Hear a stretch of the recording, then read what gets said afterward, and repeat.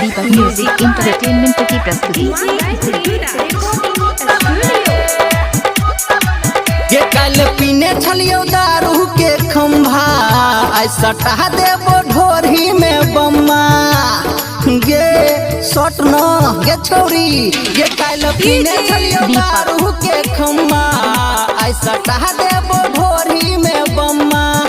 हम लेबो एगो किस धोके गाल देबो मिस। हम लेबो एगो किस धोके गाल देबो मिस। बर भिंगल बुझाइ छो तोरा ढुकल में गे। आबै छ तू याद बर भूखल में गे। कमर हिलाबै छ तू सुतल में गे। आबै छ तू याद बर भूखल में गे। कमर हिलाबै छ तू सुतल में गे।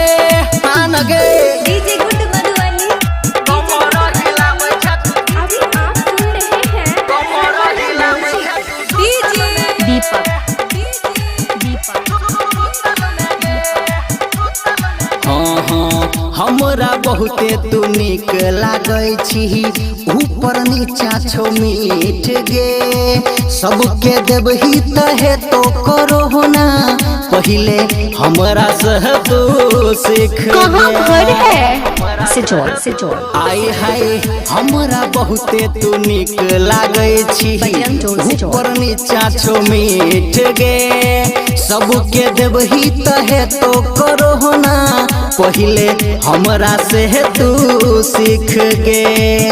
छोरी कर नहीं शरम आगे पीछे चियो हम। छोरी कर नहीं शरम आगे पीछे चियो हम। हट लगै छी तू रुसल में गे। आबै छ तू याद बर भूखल में गे। कमर हिलाबै छ तू सुतल में गे। आबै छ तू याद बर भूखल में गे। कमर हिलाबै छ तू सुतल में गे। हान गे कमर हिलाबै छ तू। कमर हिलाबै छ तू। डीजे दीपक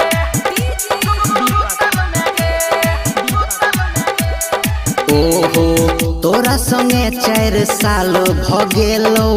अखनो छिही बबाल गे। छोटकी तोहर मारै छौ कनखी। ओकरो चुसबौ गाल गे। ओकरो चुसबौ गाल गे। तोरा संगे 4 साल भ गेलौ। अखनो छिही बबाल गे। छोटकी तोहर मारै छौ कनखी। ओकरो चुसबौ गाल गे। परतो धर्मेंद्र के पाला खोल देतो तोहर ताला। परतो धर्मेंद्र के पाला खोल देतो तोहर ताला। बर गरम लगै छी तू सटल में गे।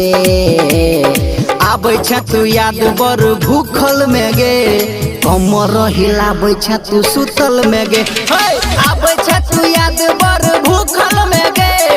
कमर हिलाबै छ तू सुतल में गे। कोइस कहिला